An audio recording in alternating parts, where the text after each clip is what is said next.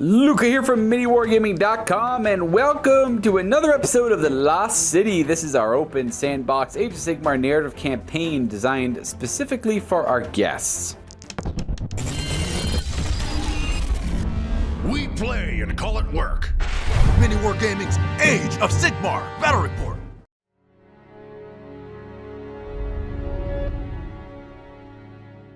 Constantine will be my guest today, a familiar face, I'm sure. He has traveled all the way from Munich, Germany, bringing today the disciples of Tzeentch to continue our little narrative that we have in the realm of metal. He will, of course, be representing the Chaos Alliance again, this time with the proper Chaos Army, to fight over the territory of the Iron Vein Mines in the realm of metal. I'll be taking the role of the defender with my Nighthaunt representing death. My Nighthaunt list today, a quick summarization of the narrative of why I'm playing Nighthaunt. It is an emerald host conjured by the headmaster of the nearby necromantic school to answer the approach of the Tzeentchian Chaos Lord on his way to assault the Realm Gate.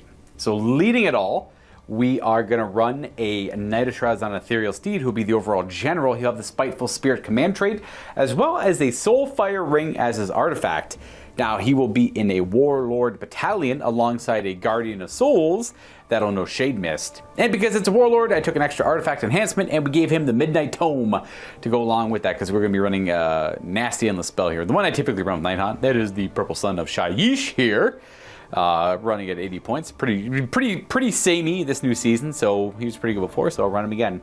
We're going to have a Spirit of Torment also in that Warlord battalion, alongside a bunch of spirit hosts, and by a bunch of, I just mean a reinforced unit of spirit hosts. I will have 2 units of hex rays because they are fitting for the emerald host, and they finish my battle line requirements. Some other elements of my list will be a command entourage. I like running a lot of characters with my Nighthaunt, so I figured might as well get another artifact out of it, and that is what my enhancement pick will be for that command entourage. And that will have a Krulgast Cruciator running the Pendant of the Fell Wind as his third artifact.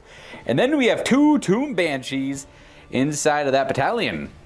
The last elements of my list will be 2 units of Chain Ghast and 2 units of Bladegeist Revenants, leaving me at 1950 points, giving me a Triumph that will be bloodthirsty. And my grand strategy fitting for the Emerald Host is Dismantle the Brave. I have to find the bravest thing in Constantine's list and kill it while keeping my general alive, which should go in line with the Chaos Lord here. And that is it for my list. Let's go see what Constantine is bringing to bear today.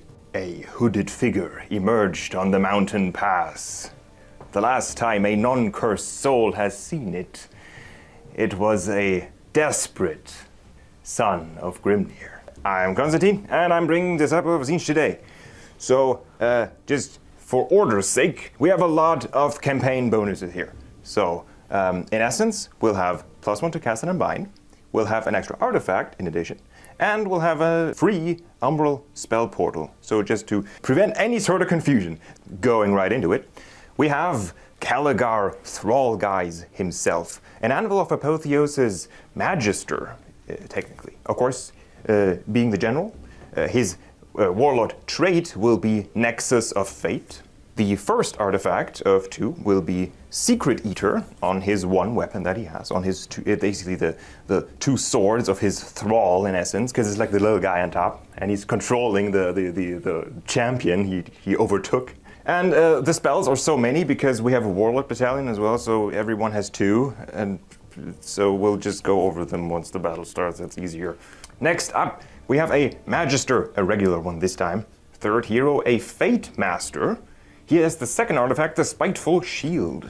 Following that up, a Zangor Shaman and an Ogroid Thaumaturge. Battle line choices. We have a lot of Kyric Acolytes, because I should mention I am playing the host of the Cult of the Transient Form. So that's the one where Kyric Acolytes on death get to potentially fight or turn into Zangors if they're lucky. So we have 2 units of 20, 1 with dual weapons and 1 with shields, and then 2 more, same configuration but just 10 of each. Because of model limitations here, we're just going to have the guys with the glaives are just always going to be the champions, just to make it easy, and they stand out, so that kind of works. And then we just have 2 units of 10 Zangors with dual weapons and like the mutants and the great weapons and all that. And that is almost it already.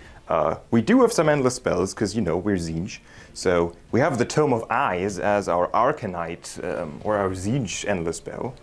And then we also have Laukon the Soul Seeker in addition to that. And that is the Disciples of Tzeentch list. Let's go take a look at our mission today. Today we play the Nexus Collapse as a battle plan. Now, this is from the new Season of War in the Realm of Beasts. However, it doesn't interact with those rules whatsoever. It's just a creative mission that fits the narrative of today's game very well. It will have both players deploying in the table quarters, as you see here, opposite one another and 9 inches away from each other's territory.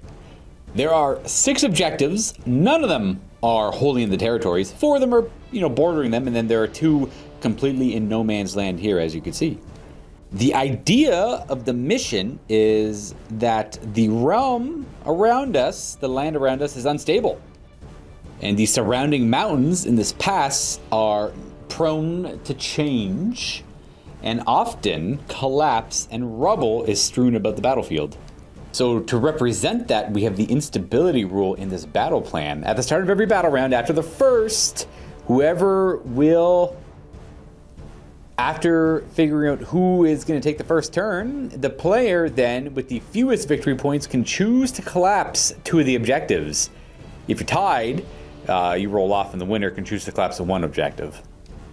And what that means is, once there is a collapse of an objective, you're going to roll a die for every unit within 6 of them. On a 4 or more, they're going to suffer D3 mortal wounds. And then once all the rolls have been resolved, you remove the collapsed objective from the battlefield. There's a big old pile of rocks there now, or, the terrain has changed. We are in the realm of metal after all. And then the scoring is quite standard. It's 1 for 1, 1 for 2, 1 for more, and then 2 per battle tactic completed that turn, and 3 for your grand strategy. Whoever has the most amount of victory points after 5 turns will be the winner.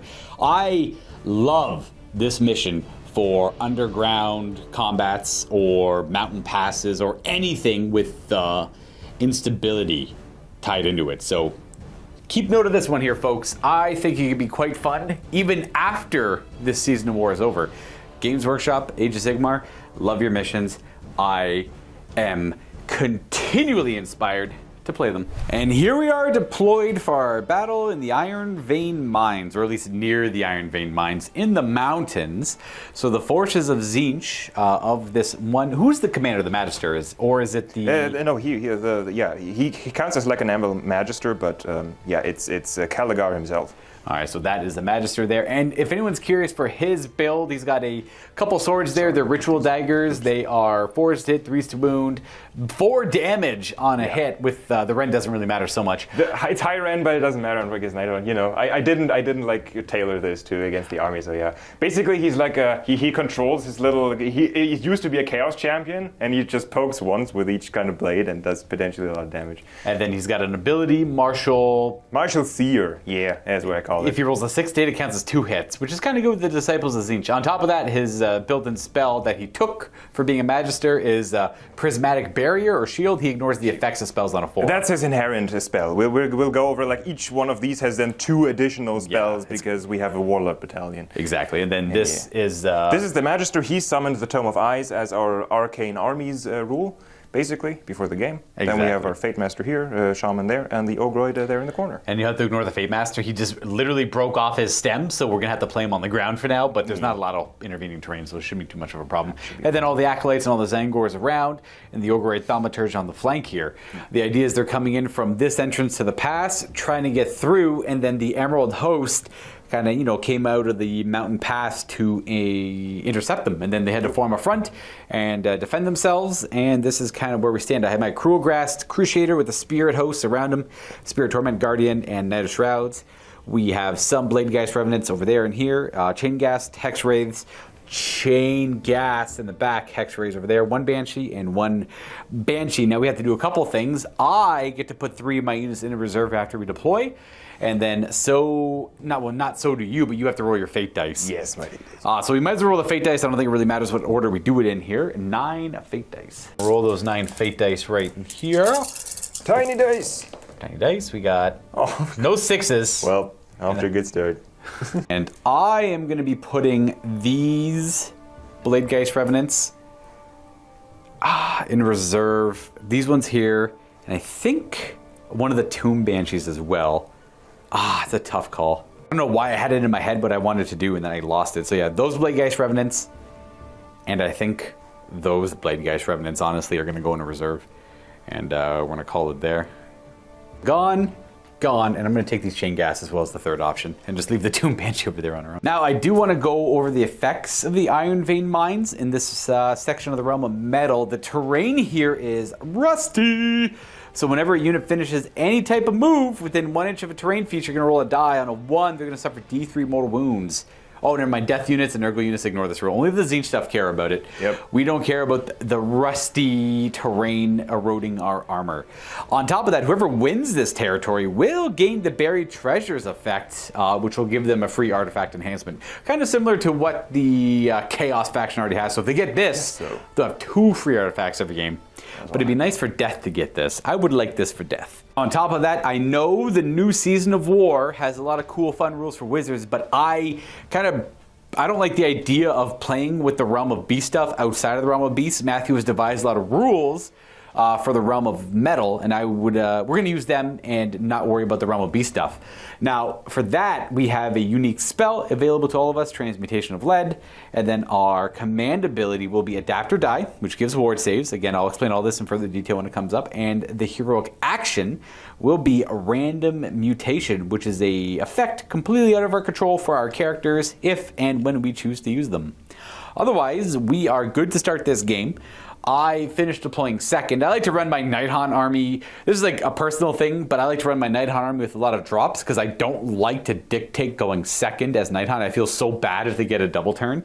So if I ever get a double turn with my Nighthaunt, it's in my enemy's hands for allowing that to happen at some point in the game. So you, my friend, get to dictate who's going to go first in this game. I think for the first turn, because of how the scenario works, basically the guy who goes second at the start of the second battle round kind of gets to choose the first thing to kind of vanish. So, knowing that, I think I'll go first this turn, just to have more control over it next turn. And the couple other things to note is my grand strategy. I already mentioned what I have to do, but for Constantine, he has to accumulate, is it 27 fate? Yeah, so exactly. So apologies to any of the Tzeentch fans who really like to see demons summoned. We're not going to go into that too much. It also kind of works narratively. It's infused with death magic, the area here, and they're trying to reclaim the realm gate to allow chaos reinforcements. So yeah, preponderance of fate is at the end of the battle, I need to have more than 27 fate points. Okay, so no summoning pretty much at all. I need to just stack them. I don't know. It's a difficult one, and it's kind of a one where you just don't do something. Yeah, we got all the Gestalt sorcery. You got lots of spell options. I mean, we do play transient form, so we will have potential, hopefully, a lot of Kari Acolytes turning into Zangor. So there's that too, exactly. Otherwise, I did mention I get 2 triumphs. That was an error on my part. I actually had 10 more points than Constantine forces, so I'm only gonna have Bloodthirsty, as per the campaign rules, because Chaos has a lot of dominance over the realms, so they're spread kind of thin, giving the underdogs a little bit of a bonus. And then you just straight up get a triumph because you have less points than I do overall. I'm at 1950 and he's at 1940. And you said you wanted to take priority in the first turn. Yeah. Upon further, consideration of the mission, it doesn't really matter who goes first or second in the battle rounds after the first for destruction of the objectives. It only matters who has the most victory points. But with that in consideration, Constantine still wants the first turn. Yeah, I mean, I can get some shots down. I can block some area before you summon Blade Guys immediately, so that'll kill. And I still have control over who goes first, second. So it'll still be advantageous, I think. I'm Tzeentch, so I have some ranged options, I guess. So that's true. All right, so turn 1 for the Disciples of Tzeentch as we clash with these objectives, which might quickly be removed throughout the game as well. All right, now we both gained 3 command points because one thing I forgot to mention for the campaign, recently Chaos have cut Order out of the Realm of Metal and they control Baralam, the main fortress. So because we're fighting the Realm of Metal, Chaos will get extra command support from the Fortress World there. Or sorry, the Fortress in the Realm of Metal, not Fortress World. Constantine's looking up a battle tactic. We are using a mission from the new Season of War, but it doesn't require us to use the battle tactics from it because they're mostly like Realm of Beast concerned and Andorian wizards and stuff like that, the locusts and stuff like that. We're going to be using the core rule battle tactics on top of our battle tome ones.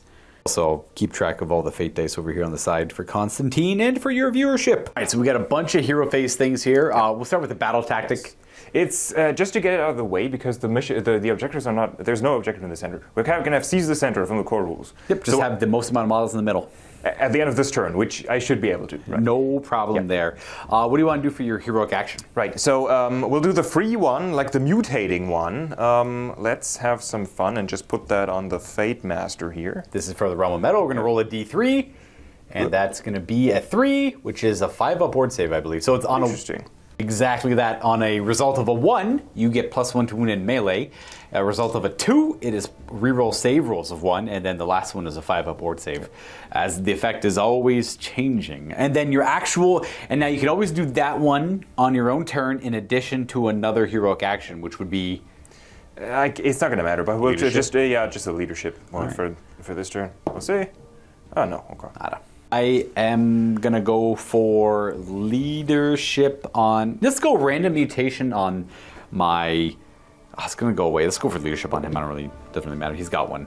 But instead of leadership, I'll do willpower on the. I got the command point, so I don't feel bad giving up the command point to take willpower. Yeah. On the Knight of Shrouds on Steed. We're going to start off by using a 2 and a 3 on Fate Dice to cast a spell portal from who? Yeah, so the Magister, basically, we want to cast the Umbra spell portal. He's going to do it. He does have a reroll, but... You can't reroll the Fate Dice. Exactly, yeah. And I really want to get this off. So we're just going to use some Fate Dice because we're probably going to get some back anyways. So he's just going to use the 5 and we'll put down the Umbra spell. We're not going to bother using the Fate Dice on that. We're just going to roll it up. Because I could just easily stop that. Right. So yeah. Let's see what you get. Let's see. Oh, a 9. We're going to keep that. All right, I'll let you have that one. Conjure both elements away from the wizard, utilizing them later in the game. That'll be 1 destiny point or fate point of the 27 needed. Because I really, really do not want to peril, or like would want to roll a double. Oh, because his second spell he casts, if it's a double, it's bad, yeah. Yeah, he turns into cast spawn immediately. This time we will just use a 6. This is to cast. This is to cast Shield of Fate. This is just a ward, depending on how many Fate dice I have on a unit. Okay, you know what? A 6, I'll try and stop that with my Guardian of Souls. Why not? 7, I do. Nice. Zangor Shaman is gonna go now and heals Glimpse of the Future. Yeah, there's a second spell. So it kind of did in the wrong order. It doesn't matter. What does Glimpse of the Future do? I get a Fate point, and I got an 8. Okay. You just get a Destiny die. Sorry, Fate. No, it's a Fate die. Yeah. All right, roll it up. I'll let you have that one. That's fun. D6, and you're gonna gain a 5. Not bad. Then when we immediately forgot the Nexus of Fate on the Anvil of Apotheosis hero. At the start of the hero phase, you roll a D6. Go ahead and do that now. It doesn't change anything. So you roll a 2. Constantine can choose place one of the dice he had with a 2. Now he had a 2 and a 4 he used earlier, and that 5 technically isn't there. No. So I assume you want to make the 1 into a 2. No. I want to actually keep the 1, and the 2 is one of the most useless results. So it actually works. Like so you do nothing with it. Yeah, then. Basically, I do not choose to replace a die with it. All right, that works. Mostly just to show that we didn't completely forget the command trait, but that'll be every hero phase you'll be able to do. And speaking of our Magister, who has the Nexus of Fate, he's going to summon the Soul Seeker. Yes, he's going to summon Caligar himself. He'll try for a little boat friend. He'll summon a boat. Boat, homie. He'll cast summon boat. Ooh, well, you got a lot of other spells. I got one more on bind. The Ogreoid can cast a spell too. Yeah, true. I guess you can have that. All right, bring on the Soul Seeker, another fate point too. So we're going to set him up somewhere around there. And I do want to point out, and I apologize everyone for all the kind of going back and forth. It's like the campaign's getting a little unwieldy for Chaos, or getting a lot of things. This guy, when he went to go cast his Shield of Fate, which is a ward save based on the amount of Destiny dice in the pool, you rolled a 6, I rolled a 7, you actually get +1 in cast. So all of these cast rolls are at +1. When I rolled that 7, I did not unbind it, which means you're actually at 4 Destiny points, and that little ward save is somewhere. Wherever. Is it just on himself? No, he can put it. He can put it in range. I'll put it on the Zangors for now. Perfect. Shield of Fate will be giving them a 5-up board save and ignoring the effects of spells. And none of the spells, I think, on a 4-up or a 5-up. That's the 7 and 9 bracket. And you're currently at 8 fate dice. And then the Ogroid, Thaumaturge, will put the Realm, the Shaman command, adapt or die on himself, because he himself is less than 5 models. So. Yeah. Characters get a 5-up board save as they adapt to the realm of change. And then if you choose to put that on a unit in the hero phase, it's just a 6-up board save if they have 5 or more models, or more than 5 models, one of the two. In this case, 5-up board save. And then we have a million other little spells to cast that are not going to have an effect, so I'm going to just tell you how many of them came up or didn't come up after this. Yeah, all the guest style sorceries worked. They get +1 for their scroll and +1 for the campaign effect, so it was easy to land them. I tried to stop one but failed. You rolled, like, the lowest roll you had was like an 8. Yeah, that after all the modifiers. You rolled really, really well. And unnecessarily, like... And then at the very end, he cast Mystic Shield, and now you have 9 fate points already. So you're actually on the fast track to 27. Not too bad at all. With all the bonuses, you should be able to pull it off. Now we can go to movement. We're going to try and remember we're going to seize the center. And if anyone's curious, these guys can only cast Gestalt Sorcery, and all that gives them is, I believe, Rend on their ranged attacks. Yep, exactly. Which has no effect against Nighthaunt. However, it does give you fate points. Or is it Destiny points or fate points? So it's Destiny, Dice, and Fate points. So I'm correct in saying fate points. Excellent. Good. We'll be right back after these guys move, and I think we have to move the Soul Warden as well. All right, and the moving is all done. So a couple of things to point out. This unit here used a Destiny dice to run 3 to get to the objective, so that one's burnt. Because we wanted the at the double run for them. So actually, they are just barely within range of that. Maybe but basically, it's like 3 guys or something. Yeah, but they're getting up the board. That's the important part. Right. And then the rest just ran. Basically, they're going to shoot, and that's probably going to be it. Like the Magister and them, because they ran again, and nothing in range for them. So it's going to be a light shooting phase this turn. And then to point out, because of the terrain,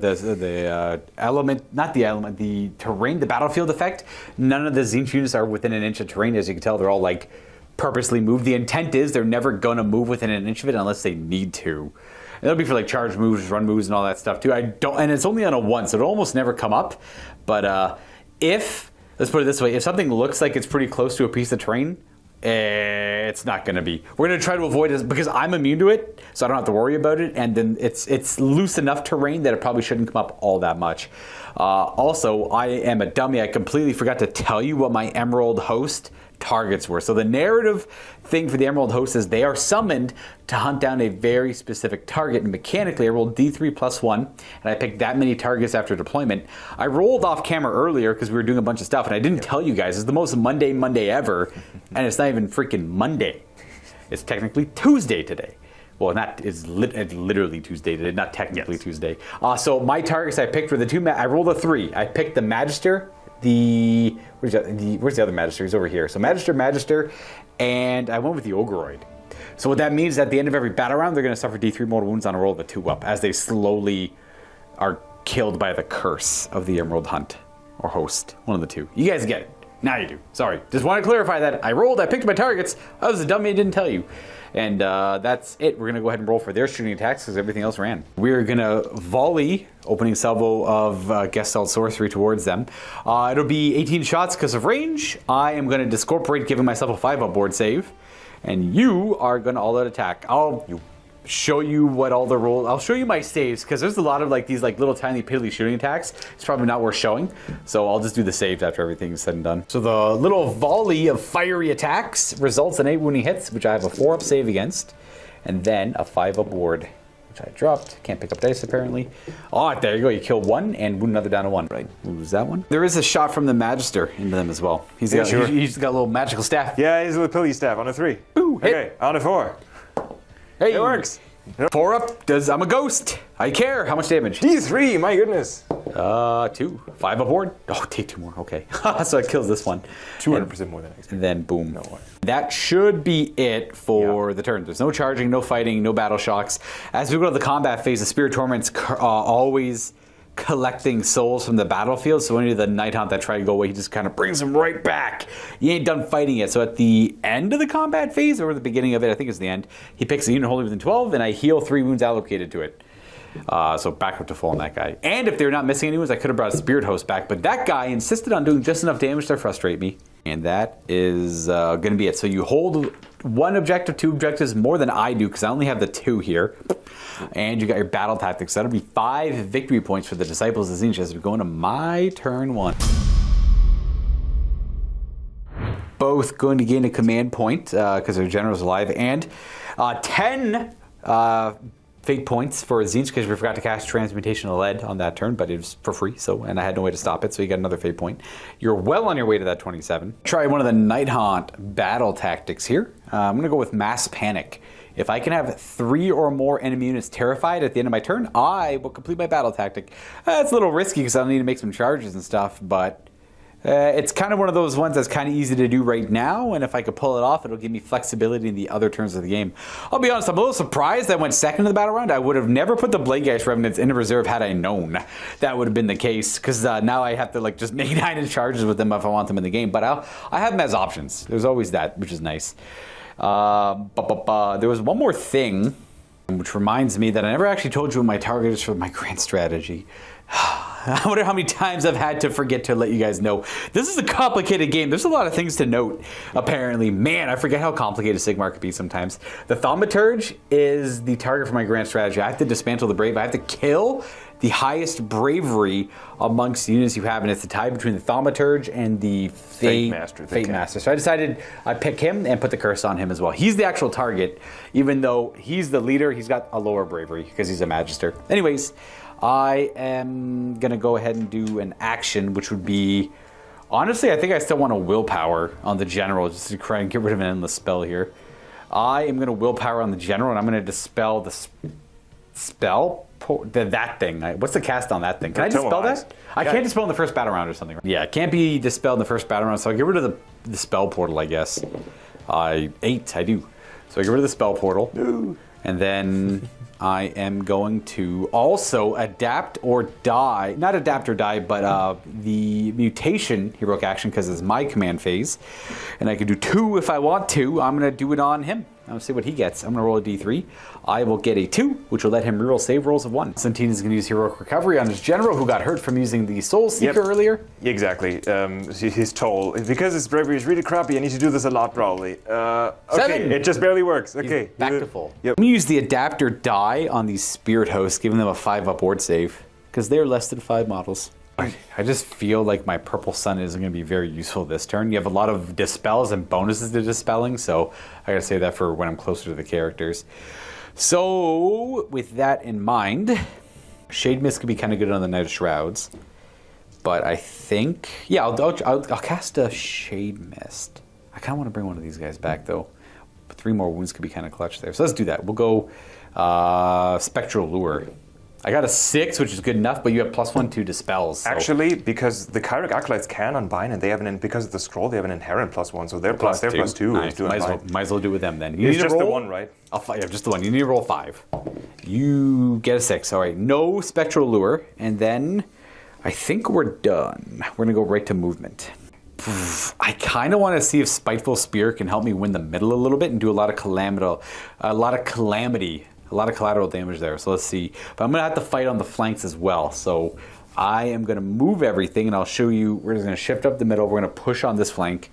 I'm going to push up on this flank and show you where that all ends up. And I'm probably going to have some of my Blade guys come in as well. And like I said, I'm going to be rather aggressive with Nighthaunt here because I'm going second in the battle round, so I'm feeling pretty confident. So we all push up here. We do advance the Chain Ghast because they're not going to get much. They only rolled a 2 though. I should have had to double to them, but I didn't. That's okay. We move everything else forward in the middle because we want to try and get stuck in there, I think.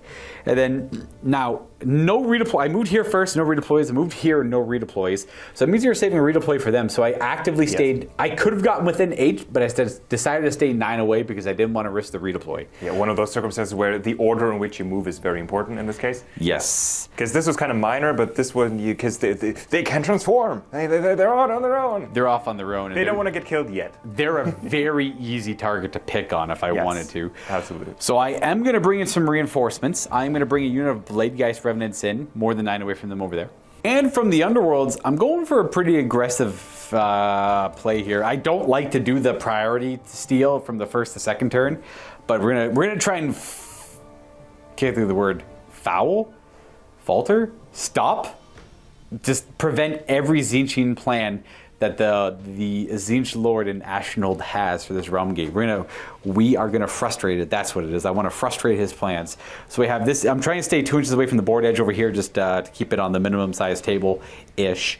Because we measured all the objectives for that, so it's always better to try to avoid playing on the 2 there. Flanking the acolytes over there, and then we have the other unit coming out of the mountain side over here with the chain ghast going to them to give you more options to roll 9s. And then if I don't take the priority here, I am going to get annihilated by the freaking banners on these Zangors here. If I don't get priority, because the whole army can fall back and charge again, so I can just get that double. That's why Nighthaunt double turns can be some of the nastiest in the game, with all the stars aligning here. So, with that in mind, I have a couple of shooting attacks. This Banshee can scream, and that Banshee can scream over there. And I think those, I gotta double check the range on the chain gas. I think it's only 8 though. It's actually 15. The Banshee's gonna scream at the Ogreoid with her Banshee Howl. It's D3 attacks. I can't risk shooting them. That's 1, because I don't want that model to die. That hits! Sorry, yes, that's a hit. She screams, it hits. It does not wound him, though. He fears not this scream of the Banshee. Between them, this one is going to fire at the Ogreoid. The other one's not in range, because I don't want to hurt them. Both miss. Easy enough. Cruel Ghast has this Torment. He's going to draw some energies from the Magister there, the Anvil of Apotheosis hero. -1 to hit him because Luka, so we miss with everything. And then over here. I'm not going to bother because I don't want to make the charge any harder. So we are going to go right to charges. And I'm going to start here. I'm going to work my way down the table. I do have my Triumph for Bloodthirsty and a reroll charge roll forward to victory. So I'll probably be using both of them this turn, I suspect. Let's start with them. Always charge your horses last because they do more wounds when they charge, making other charges harder.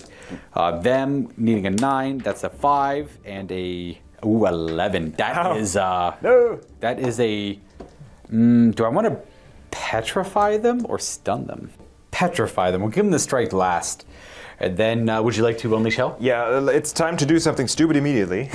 So that could spike. So we're going to do the following. We're going to spend a command for Unleash Hell. The champion is going to issue it. And we're also immediately going to blow the Triumph for +1 to wound because they go to attack, right? They are inspired, yes. Yeah, they're going to be inspired. They're going to be inspired to kill anything that rushes the screaming geist that come at them. So it's 5s and 2s. That's the problem here. Yeah. Let's see what you have. 10 attacks. Please spike. Ah, that's pretty good. That's half hit. 2s to wound. The hot hands. Boop. That's everything. 5. I want to see that roll again. Let's see. I got my 4 save against it. We make 2, and then these are wards. I ward none, so 3 die. This guy, and this guy, I guess, can die as they go in. Just because I need to keep them wholly within 12 of them, so makes it a little bit easier, I guess. Now I'm going to declare a charge with them. Why not? See what I get. A 9, but I don't know if I'll be able to make it if I was smart. If smart, I left room for them to make it in, and then that is going to stun them, reducing their save by 1, and then we're going to charge the Hex Wraiths. We're going to roll an 8. I don't know if I need it. We're not gonna bother using any of our triumphs or anything. I think this is probably good enough to deal with this unit a little bit here. Banshee could try. No, okay, I can't remember if I ran her or not either. With that in mind, we're gonna go to these Bloody Ice Remnants declaring a charge, needing a 9. Oh boy. That's how they're gonna charge, keeping this guy coherent to a couple of those dudes, and they're petrified. Let's go. The only one who ran are them, so the Banshee's gonna charge next. She'll go 9, okay. She'll just go, I think she wants to tuck in this way, actually. That's not like a charge roll, Zuka. Yeah, no kidding, we're gonna stun you. All right, so we're gonna stun, and then the Hex Rays are gonna declare a charge. Sure. You have a 5-up save on them? Yeah. I guess we'll shriek at you then. There's no point in applying another stun. There is a point in doing another stun because you could all out defense them. So I know the Banshee could scream at them, but you still have the command points to do it. So I'm gonna apply another stun. I'm gonna charge in like that, and then when they charge, they do mortal wounds on a 2-up, and they're gonna deal 3 mortal wounds to them. Could you not? They have ward saves. And they arcane shielded on a 6. Nope, not at all. 3 get run down like the filth they are. You can take the guys deep over here. That's fair. He's a champion though, so I kind of don't want to. Boom, boom, boom. Yeah, no. We'll take this guy next. Yeah, we don't need two One of the more birds? cards. Yeah. There we go. And let's go with the spirit, the guardian. No, that guy, he's going to charge. 3? It's good enough. 4 is the minimum for an effect, though, and I kind of want the effect. Do I want to... Man, that's a tough call. I'm going to forward to victory. It's risky. It's risky. We'll get a stun going. It's only enough to shriek them. I'm going to keep that over here because it's going to be a little unwieldy over there. Next, I'm going to put the Guardian of Souls in there. You're probably thinking, that's crazy. Why would you do the Guardian of Souls? I got the bodyguard there, so it's not too bad. Then I'll put another level on Shriek, so -2 to hit, just to counteract any, what's it called, pluses to hit. Let's go with the Cruel Ghast charging next. Ooh, a 10. Nice. With that 10, I'll petrify them. Might as well take the opportunity. Strike last. Let's go with our Spirit Torment. He's going to clear a 6. That's a fail. I don't know if I want to use Bloodthirsty on that, so I'm just going to charge in the Spirit Host. They're going to go a 6. Absolutely making it in. And that's going to give -1 to hit to the Zangors, I guess, because I can only pick one thing, I believe. The Zangors already have a Shriek on them. I'll put it on the... What are they called? The Acolytes can be shrieked. It was a very good charge phase for me. So the only thing that can fight me after I fight are the Carrick Acolytes. Everything else I'm engaged with has fights last. So it doesn't really matter where I go other than the Spirit Host, I guess, will go first. So 3 of the Spirit Hosts can attack. This one's just lingering over here. I'm going to put 2 into the Acolytes, 1 into the Zangors. They are +1 to hit and wound. They're wholly within 12 of this unit. They're wholly within 12 of that nerd. Here are the 12 attacks into the Acolytes hitting on 3s. All the 6s are frightful touches, so you are automatically wounded there. And then these hit, and then they're 3s to wound because we're +1 wound. So they're okay with the just a casual 10 wounds on the Acolytes. You can all out defense if you want to, because there's no... I forgot to save it for over there. Banshees are going to scream at them on a 4-up. So it costs you 2 command points to issue orders to them, and then that Banshee has nothing to scream at. It's going to roll their saves. They have a 5-up base. Exactly. And then any fails would be a 6-up board because they are Carrick Acolytes. Wait, no. They don't have shields, so... No those are the double... Oh, they just have saves. That's right. So I killed that many. Okay. Right. So now, I'll just pull from the front, basically. Yep. And then, so I roll. 1, there's nothing. On a 2 to 5, they get angry and attack back at you. And on a 6, I add a Zangor to a unit with a 9. All right. That's their host, essentially. Exactly. That's the Cult of the Transient. For my way of 1... Zangor and a lot of attacks. And then they fight, right? Yeah. Yep. So of that 6 are going to attack. You technically do it 1 at a time. So it's going to move the front 6. They're all going to pile in. They're all going to attack. And then one of them is going to turn into a Zangor. You pulled the 6 from the front to attack. 1 got pulled from the back and became that Zangor in the back. Now these are all their 2 attacks each because they got 2 weapons. Right. So with the -1, so -1 to hit, but +1 to wound because of the Fate Master, and -1 to hit from the Shriek, right? Yep. So it'll be 4s and 2s then. Yes. And 2 attacks each. Hopefully they don't do too much damage. Too soon from the Fate Master. Oh, quite a bit. All right, my dice, man, these dice. 4-ups. Oh, yeah. And then I do have a 5-up board save from the adapter die. Doesn't help too much. 3 wounds and a damage. 3 wounds, and then this one here goes down to 2. There we go. I forgot you were a -1 to wound. There were only 3s in there, I guess. I think there's only 3s there, but I didn't point that out. But yeah, they actually shouldn't change anything. I have the 6 attacks into the Zangors from that 1 Spirit Host. These are 3s. We got 2 wounds and 3s. 3 saves on the Zangors. The Zangors are going to all-out defense as when they were attacked earlier. So that's just 1 command point. Zangors have, I think, a 5-up? Yeah, 4-up now. Yeah, 4-up now. And they have a 5-up board save from the spell, the Shield of Fate. Exactly. Nope. Nope, nothing. Are they 2 wounds in Sigmar? 2 wounds, yeah. Yeah. All right, pop 1 then. Boom. The new guy who just joined. The new guy, yep. You can fight with the Carrick Acolytes now because they're the only thing that's not petrified. They shall then. The men 6 will be striking my poor Spirit Host. We're going to do the glaive. Yeah, champion first, so it's just the 2 attacks on 5s now with my okay. Oop, not bad. And then +1 wound, -1 wound, so back to its 3s, I assume. Exactly. It's good. Oop. And then we're going to go right to a 4-up ghost. Works. The other 5 guys, essentially. It should be 10 attacks. The hot start to the game. More 4s and 2s. These warbands don't mess around. -1 to hit helped out quite a bit there. We had all that attack here. And these are 3s. Yep. There you go, 3 of them. We're a ghost on 1 of them, and then we have the 5-up board. Ooh, nice. Didn't matter if I was 5 up or not. And then the rest is all striking last. So I can go in any order I desire, I guess. We're going to start with these guys over here. We're going to pile into there. And we're going to pile you into over here. And we're going to see what these guys do in melee. Gas flails hit on 3s because they buffed themselves. That's a wound. And so 2 wounds at no save because of the stun and the AP. So you go, I think there's 1 damage each. So you just have your 6-up axe shields. They do have shields. 1 dead. See if that guy dies and see what happens to him. He actually just falls over dead. Bloop. Bloop. Then we're going to pile in with our ghosties. And we are going to try to get as many attacks as possible. Boy, I sure do love trying to pile in all these. Actually, one of my favorite models, but sometimes they don't interact well with other models, you know? When all their bits collide. They charged, they have 21 attacks, 3 per. Hitting on 2s. 6 is wound, because it's very scary. A lot of 2s in there, which is good. 3s to wound. These are going to go right through your armor because of the stun. So that's 4, 8, 10, 13 ward saves. Boy. Yep, right, because it's a -2 in total. Yeah, -2 in total, yep. Shields, lots of 6s. Not a single one. That's- They're all dead. That's unstatistical. 9 transient roll. And every 2 up you get to fight. 6s are bad, I guess. Yeah, I don't want 1s and I don't want 6s in this case. Okay, so if he's... That's not bad. That just means 8 guys get to fight. Yeah. So bloop. They're all minus... Oh, but they're not -1 to hit. They're stunned and petrified. True. We're going to put all these attacks into... in a roundabout way, they're all going to attack the Blade Guy's Revenants, even though they don't have reach, because you technically slay a model and then resolve his attacks, and then you slay another model, pile him in and resolve his attacks. So they can all do them one at a time until they all pile into these guys and attack them. So we're just going to do them all at once into them. 8 attacks on 4s. Yep, so it's the single blades are 4s and 3s, so it's 4. Okay, good. You have to give up an attack for a ward save. And a hit. And a hit, apparently. 2 only. 2 wounds, 4 ups, and a ghost. That's a damage. That's a dead ghost. Let's lose. Where is that going to screw my coherency? This one's okay to lose.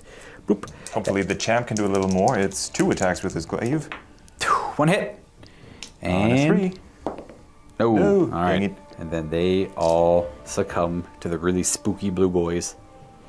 And that's how it's going to, again, that's where the separate, that's that unit there, that's that coherent unit there. I know they look the exact same. Nighthaunt problems, these can go away, they're gone. And next up, let's go ahead and resolve this nonsense over here. What are you looking at? You're -2 to your save, just in case you want to follow defense, and then you're also striking last. Since it would be 2 command points and I only have 1, I did not intend to do anything, put anything on them. All right. They pile in, but we're not getting 3, 4 of them in combat. So these 3, 4, 5, 6 are going to strike. I am giving up the +1 to hit by piling in. I figured getting the extra couple guys in there will hopefully offset the +1 to hit. I guess I could just all out attack them. In fact, I will. Why not, right? They are champions. Or they're elite, I guess. And 2s because of all out attack. We have 2 misses. We have 5 wounds because they're very scary. And 3s to follow up. All right, there we go. A few fails there. So that's going to be a total of 10 ward saves. 6s. So shields protect off 4 of them, only 6 die. So we're going to roll for these 3 to see if they can pile in and fight. Right. And then we'll do them first. You get 3 of them piling and fighting. Right. And then you want to do like just these 3 here to see if you can hit them as well. Yeah. So we want to put as many attacks in the Hector as possible. So those 3 are dead and piling in and fighting. And then the other 3, it's like this whole like collection of 6 here is all dead and going to strike. So we'll go ahead and remove them. This will be the 6th one because he could pile in and fight there. All right, let's see what we have here. 4's dead? Yep, exactly. Oh. And 3's to wound. 2. All right. I can definitely see the double blade being better on the Carrick Acolytes, especially when you're playing like the Kamikaze units here. Yeah. I fail both, and we have a ward save. Ooh, 1 damage. So we'll put it on the guy who is far in the back there. Let's, I guess we'll go with the Banshee. She'll just, we're going to stay outside of 3 of the Chad, though, just in case. That's kind of scary for now. And she will have +1 to hit, so 2 stabs. Sure. She wasn't ready. And then I just keep going because of striking last. It's a good mechanic. Not really getting them all in there, but that guy's going to hang out there and not break my coherency when he inevitably dies. Let's do the 9 attacks from the Hex Wraiths. 2's hit with their scythes because they're +1 currently. 1 miss, 1 wound, 3's to wound. Wow, okay. That is currently 7 ward saves because it's Ren 2. And 3 technically. It was so wasted, the defense.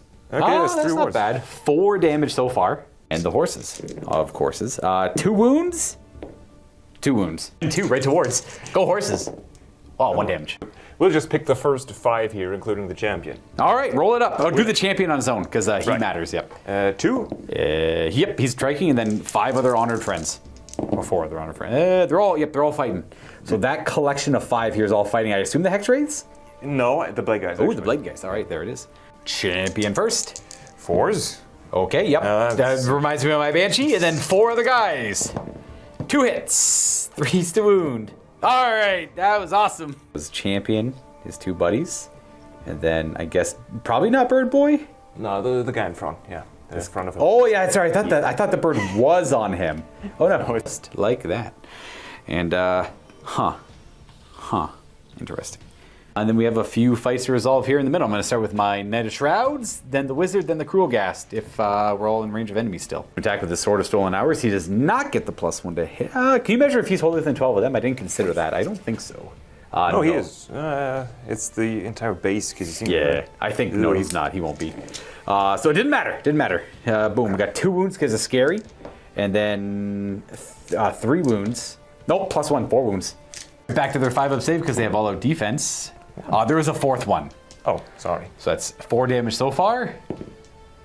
6 damage. Let me get the horse out of the way. They both miss. Because he gets +1 wound, not +1 to hit. They have a 5 aboard because of the Shield of Fate. Yeah, Shield of Fate, exactly. So I kill 1.5. Boop. Yes. But because I killed the model at the end of the combat phase, he's going to heal a wound and he will, what's it called? Gain a permanent wound on his characteristic and threaten you if you attack him.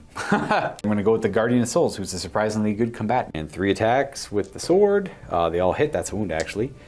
And 3 saves at -1, so 5-ups. 3 more 5-up saves. Ooh, that's not bad. You have 2 wards. So 5-up. Wow, no damage. Excellent. Goodness. And then the Cruel Guy. He will be wholly within 12, so he'll pile in a little bit closer just to get boom deeper in there. He's ambitious. 2s to hit, 2s to wound.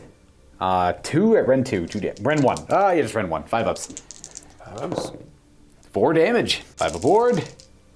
He kills 2. Nice. So The wounded guy and another guy, and then we'll put a wound on someone else. Now you get to fight back with those Zangors and these Carrick Acolytes, because the strike last effect is, now they're just fighting now, essentially. So we've piled them in, and some of these attacks have to go into the Knight of Shrouds, even though you never really want to attack him. Not at all. So how are we having these attacks split up? So because the guys with the orange back hair, in this case, they're the mutants. So they're the Savage Blades with the extra mutant attack. So it's going to be the 2 mutants and the champion with the great weapon into the Knight of Shrouds, and the other guys will probably just put because he has the artifact. Sure. Might as well put all of them into the Cruel Ghast. So it looks like 3 and 3? Yep. So 3 into him, 3 into him. Gotcha. I'll put these attacks into the Knight of Shrouds first. I'm gonna discorporate him. So he has a 5-up ward. Yeah. Okay. All right. With the -1, it's going to be 4s and 3s. Yep. So hitting on -1, Sorry, 4s and 2s. They are wholly within 9 of the Fate Master. but it will be -1 wound as well. So it's back to their 3s, Right. counteracting the Fate Master's ability. The Pendant of the Fell Wind. 3s. Didn't really matter. 1 damage each? Exactly. Yep. So 4-up Ghost, and then I can reroll 1s. All right, good enough for me. And then these are 1 damage each. I am going to roll. I'm going to do these one at a time. I'm 5 aboard. All right, take the wound. 5 aboard. There you go. I take the wound. Now, if I had passed the first one, I would have elected to not take a ward on the last one to take the damage. I want to take damage on him, at least 1. Fortunately, I just take 2. 4 wounds remaining of his 6, and then we have the other attacks into the Cruel Ghast. And we have to resolve the 3rd attack, which is the Great Blade from the champion. Forgot him. Then we'll go to the Cruel Ghast. That was only 2 of them attacking with the So gems, so 2 attacks. 5s only. 1 hit, and +1, -1 wound, so 3. Hey, good enough. I'm a ghost. Yeah. Nice. Now these 3 Zangors attacking the Cruel Ghast. 9 attacks from them. And +1, -1. Oh, nice. That won't. I'm a ghost. Make 1, and these are all ward saves. Or I could pass them off onto the Spirit Host. Let's do it this way. Let's try this first one on the Spirit Host on a 3-up. Okay, so he takes the wound, and then he does not ward it. He's going to try and pass off on the Spirit Host. The Spirit Host just takes the wound. There's no ward. So that Spirit Host is down to 1, and then he's going to take the last one. He does not. He takes 2, and the Spirit Host take 1. That doesn't make sense. I might as well put that on the Spirit Host, because I would get the model back, is what I'm thinking. Yeah, because I'll just put this. So he'll take 1, and the Spirit Host is dead. It's the same roll either way. 3 up. Failed. Ooh, this guy's going to be hard to reach. There's so many little bits in the way. Dead. And then bip. Down to 5 on the Cruel Gas there, Spirit Host there. And then that should be it for fighting there. We have these Acolytes who are able to pile in and attack still. Not going to commit to too much of a pile-in because you want to be able to retreat if you get priority next turn. So we have these 4 attacking the Banshee. That one's not attacking. This one is going to attack the Bladegeist Revenants there. Nice. Do him on his own. 4. Nope. Nope. And then the other 4 into the Banshee. It's a hit. Oop. And a wound. Banshee is a ghost, which is good. A couple of things ping off here. The Sword of Stolen Hours. I'm going to choose these all happen at the end of the combat phase. We're going to have our Spirit Torment heal 3 wounds to the Spirit Host unit, which just brings the Spirit Host back because none are wounded. Where he died. Right there. Just makes sense. Bam. And then we are going to have the Knight of Shrouds ping off. He killed the model, so he gets to heal a wound. Boom, boom, boom. And then he gains a permanent wound characteristic. So he's at 7 wounds. And then he's got the Soulfire Ring. If he ever kills a model, he heals D6 wounds, so he's back up to full. Technically not. Now he is. Okay, he heals 6 wounds. He's back up to 7. And then because he took a wound that turn that wasn't negated, I roll 7 dice, and for every 4 up, every enemy unit within 6 takes that many mortal wounds. So this is the amount of mortal wounds every enemy unit within 6 is going to take. 4 ups. It's only 4. Everything within 6 takes 4 mortal wounds. Still. Gonna hit the Zangors, Carrick Acolytes, and the Magister, Anvil of Apotheosis character there. So does he have a ward save? No, he does not. All right, he just takes 4. He just takes 4. How many wounds do Magisters have? He has 6. So 2 left. Oh, because he gave him a little bit more. Gotcha. Zangors have a 5-up ward save because of the Shield of Fate. And they're going to instead suffer just 2. So it kills the Zangor. Still. And musicians, And wounds 1. Whoever that wants to be. Ugh, yeah, hit. And then the Carrick Acolytes have a 5-up ward save. They have no ward save. They're the double hand weapon ones, so just 4 die. Yeah. But it's only in the combat phase, which is right now technically. So they still pile in and fight. Is it still If this pings off in the combat phase, they still pile in and fight. Huh. Yep. That is the way she goes. Roll for the bird, scroll, and regular guy there to see if they fight, and then just do 3 first, then we'll figure out after that. You get 2 Zangors, and 1 guy fights. And then the guy behind the one guy also fights. So 4 are going to die, but 2 Zangors join either unit. It's up to you. So we'll take out that guy, and then we add that Zangor to there, and then 2 of these guys over here die and pile in and attack the Spirit Host. Right. Basically, the guy here and this guy are just going to pile in around and attack here. We do it. Boom, we do. Thank you. Guys have double the attacks hitting on, they were shrieked, so -1 to hit. Right, so the 4s and 3s again. Yeah. Just back to their regular stats. 3 hits. And okay. Interesting. I wonder why they made the double. Sometimes they miss the mark on the weapon options, right? Yeah. They should have given them the extra attack instead of the +1 to hit and extra attack, but you know, it is what it is. I make a save and I don't make a save and I don't ward it. 1 damage to a Spirit Host. This guy who just died comes back, he's got 2 wounds on him. The really big tragedy is the Battle Shock phase or the Morale phase. Battle Shock, I think, Sigmar, yeah. They are both going to automatically run away because you can't inspire when you're within 3 inches of Nighthaunt units. And then these Zangors are going to use the 1. How many did they lose? They lost They lost 5 guys in total. And so with the 1 guy will flee. That's it. Then they were using the fate dice to make it so only 1 Zangor runs away instead of rolling it and making it on pretty much a D6 plus 1 guy's run instead of just the 1. Yeah. Or I should say, is it D6 plus 1? No, it's just D6 guys, essentially. Yeah. Both the Carrick Acolyte units lost 14 each. The Bravery 5. So no matter what, they're going to run away, losing at least 15, losing 7 guys per model on a 1. So there's only 6 each. However, that does scuff my battle tactic. And I didn't expect to do that well, if I'm going to be honest. I chose the battle tactic and then just cranked 11-inch charges across the board. I lose by 2 victory points, but I just... beat the crap out of this Disciples of Tzeentch army. But that's the nature of Nighthaunt. Sometimes it can be pretty volatile. And I gain 1, 2, 3 victory points because I hold the majority of the objectives on the table here. Oh god, that even puts me at a point deficit, and I can just, if I win, that means I get to dictate which objectives explode. No, I didn't plan that. I swear I didn't even plan that. That's the gamble with mass panic. I figured, I'm gonna make like half the charges. I figured there'll be some acolytes left there. I figured they might be dead if I made a charge, but then I figured 1, 2, 3, boom, done, battle tactic. But run. So that was I'm failing from success here. I definitely won't complain about it at all. It's going very well for Nighthaunt. I got my 3 victory points.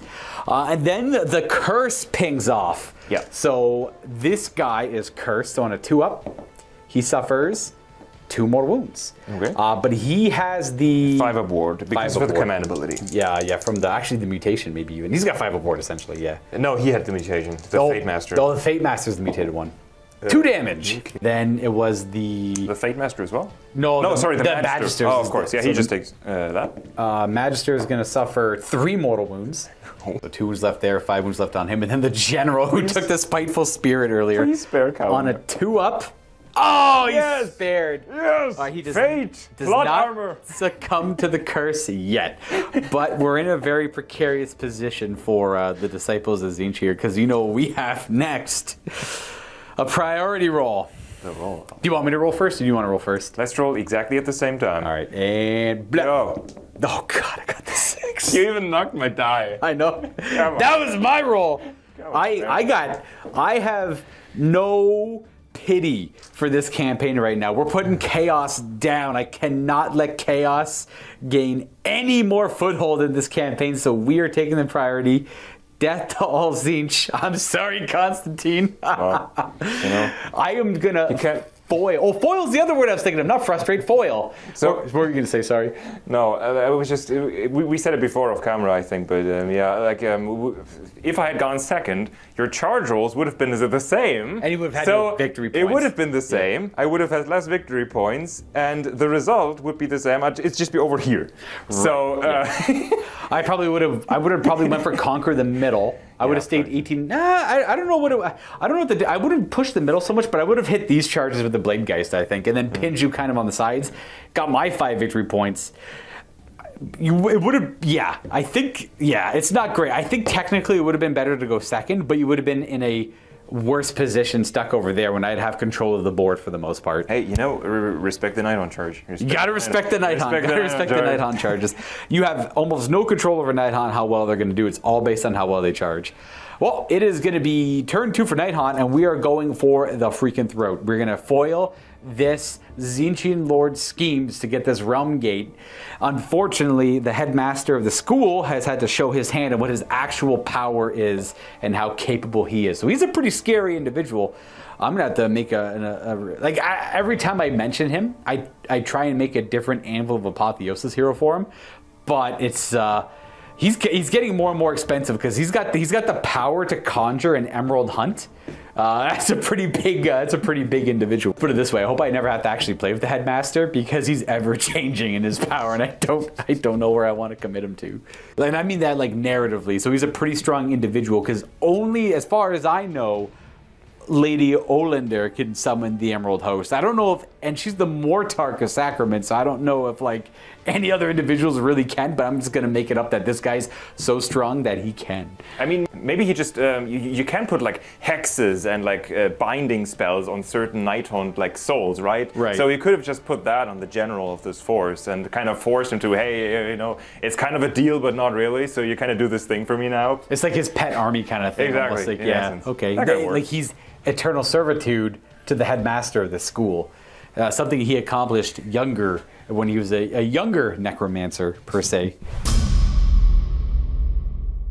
All right, this is currently where we're at here. 2 command points, 3 victory points against 3 to 5. Current fate dice and current destiny dice and fate points.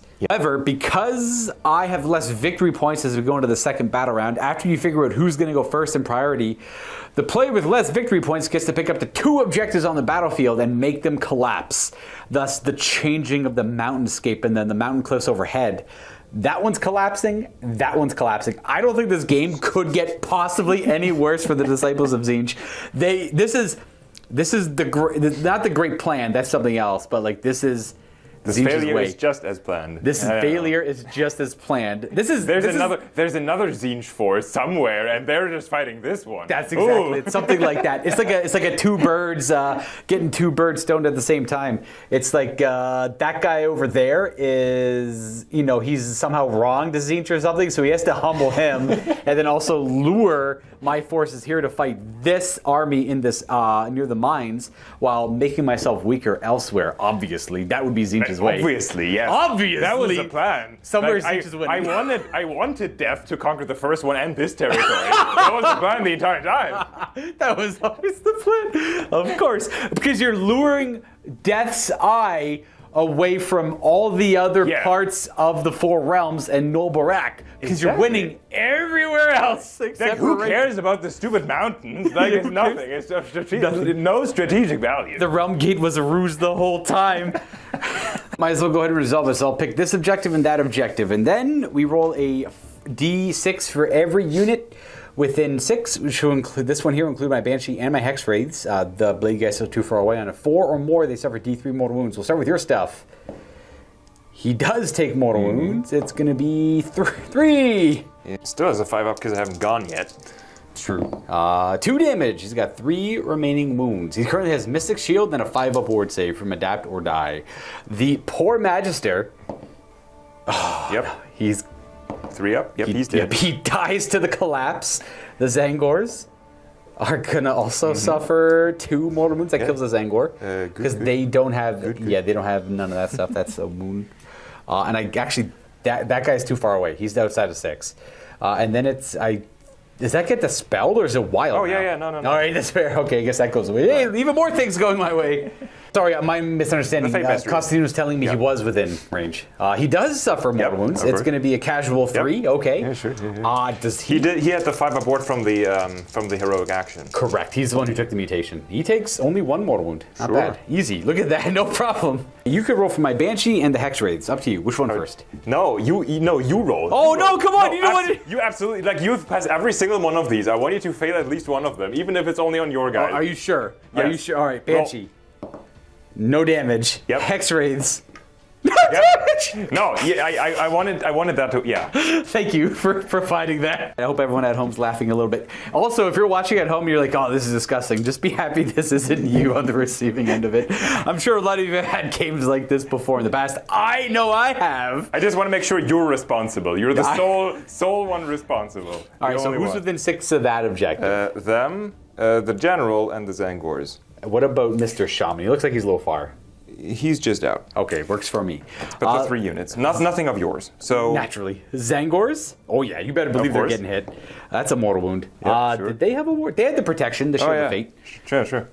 Okay, no damage. Let's go with the acolytes. Acolytes. You better believe they're okay. And the character. Come on, 50, General. 50. You can. Oh! Dang it. Okay, fine. Yep, sure. General is dead.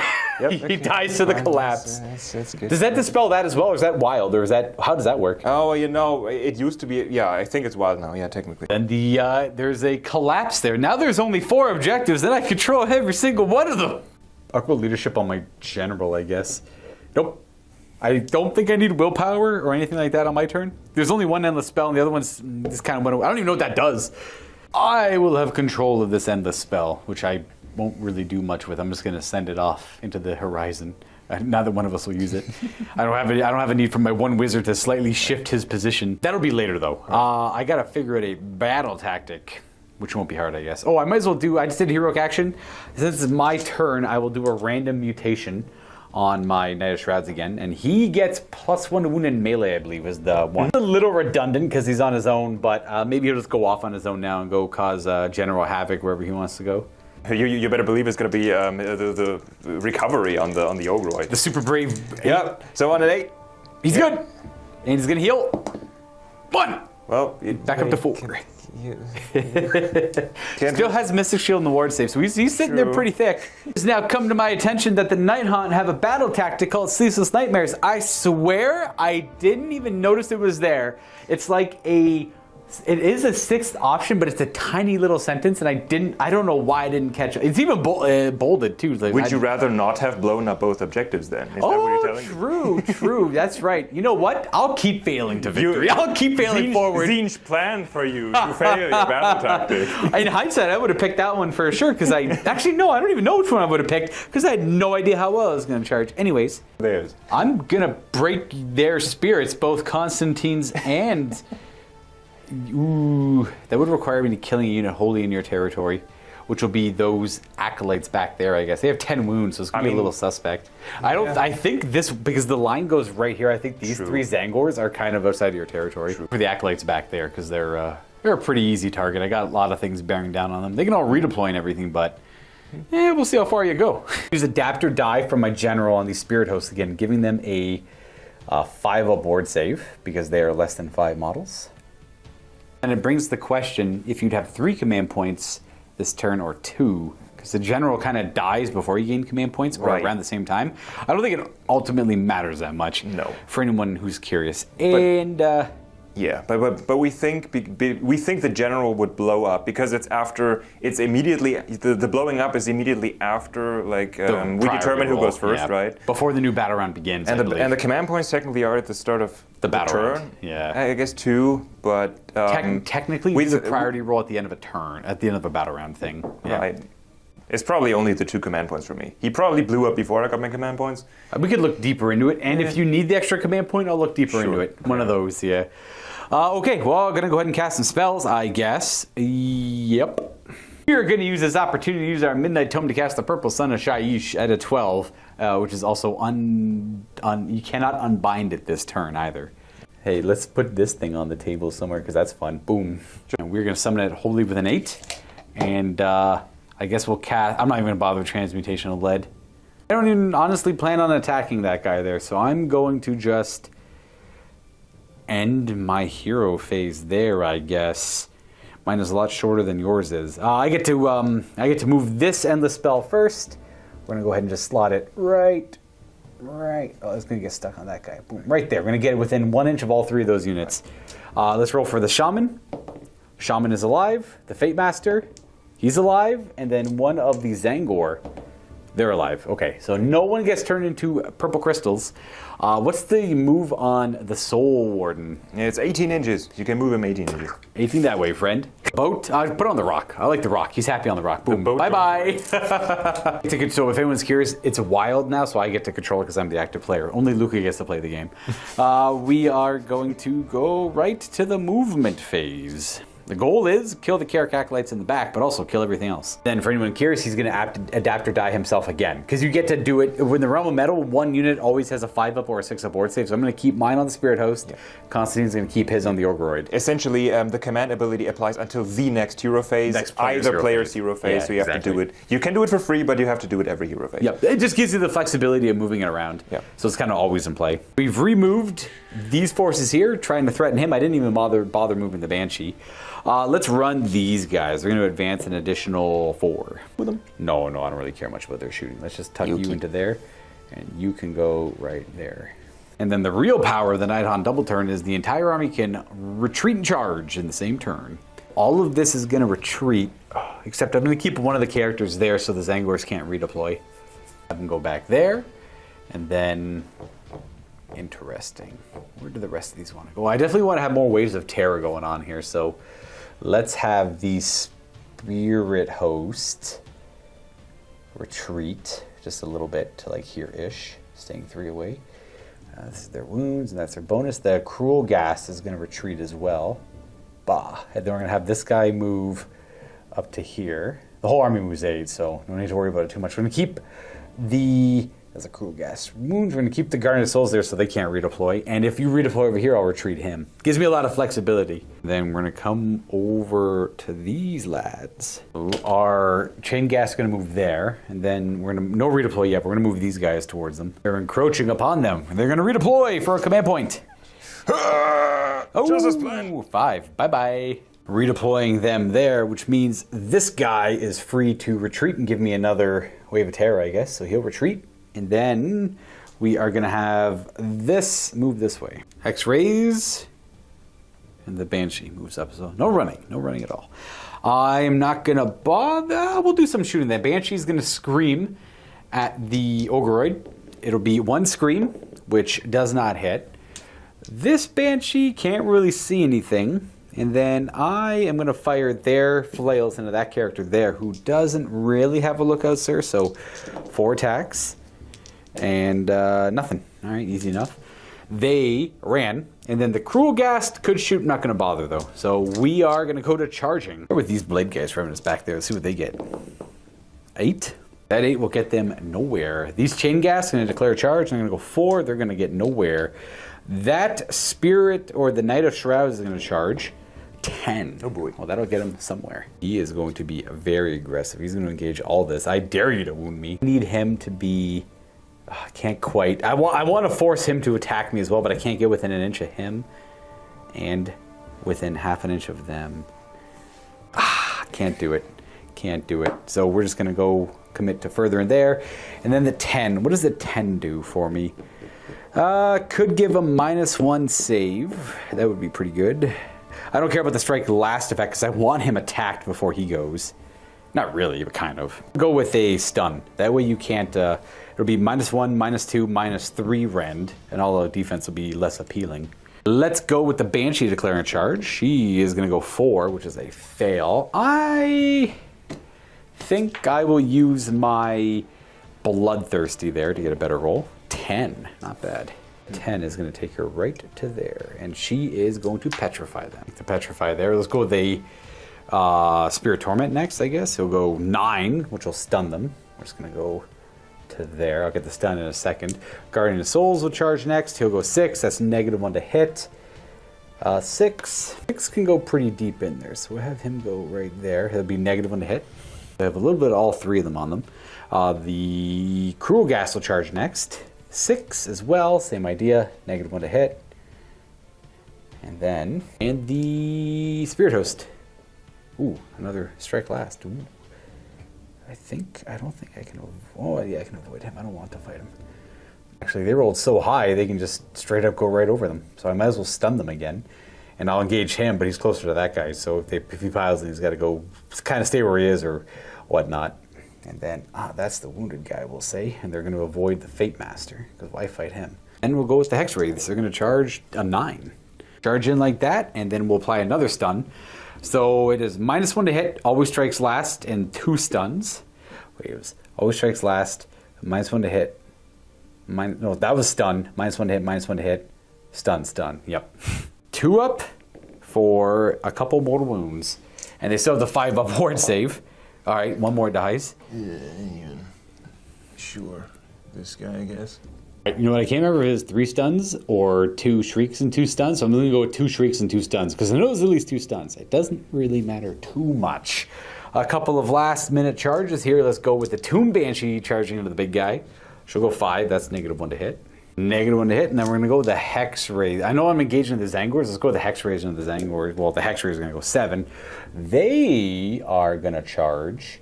Let's have this guy kind of go in there. Charge in, and we're going to shriek at the Zangors, and then we are going to deal 2 mortal wounds to them. I don't believe they have a ward save. No. Ugh. Guy in the very back. Whoosh. And then let's go. They ran, so just the Blade Geist Revenants. They're going to declare charge, and they're going to go 5, which will be another -1 to hit, I guess. Charging in and only getting 5 able to attack that guy. I realize it's kind of hard to reach from the side. There we go. Both the Zangor and the Ogreoid can fight normally. So can these guys, actually. So I am going to opt to fight with... I don't have to worry about them. So I'll fight with the Blade Geist first into the Ogreoid, I suppose. Oh, I got to do screams. The Banshee's going to scream with the Ogreoid. It costs an extra command point to order anything to him. Okay. And then this Banshee is going to scream at the Zangor because it's 12 inches. Same thing. Costs 2 command points to issue anything to them.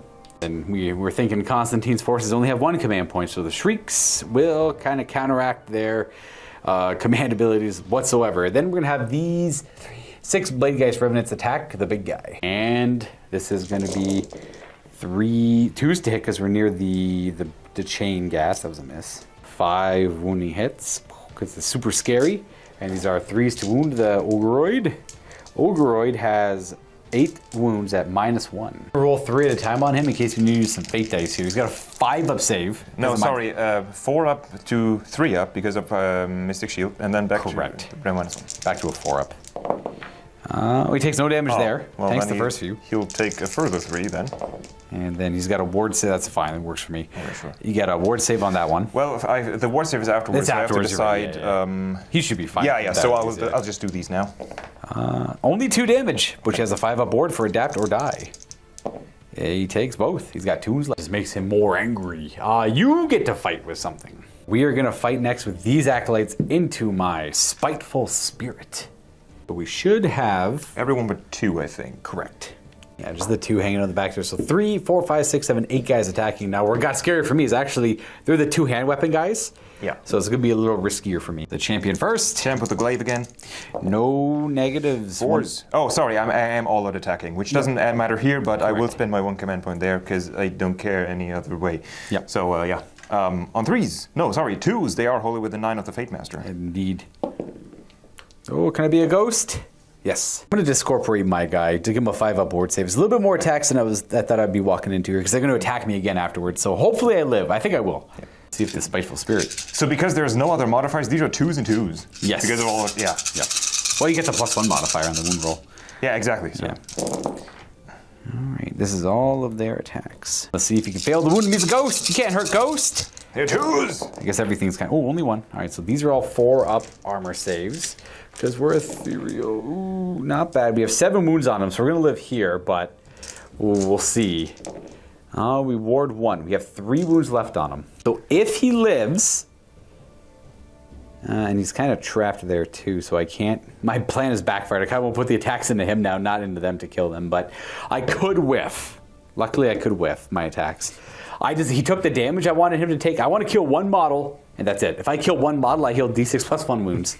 I am going to go next with my Hex Wraiths. We'll have you pile into that way. It doesn't really get me much. Let's go like that. Nah, it doesn't get me much at all. So we're just going to stay where we were. I would like to put... let's do 3 attacks into them. Let's just do the... Yeah, I'll do all 3 into these guys here. These are all the attacks. They're 2s. Oh, that's not ideal.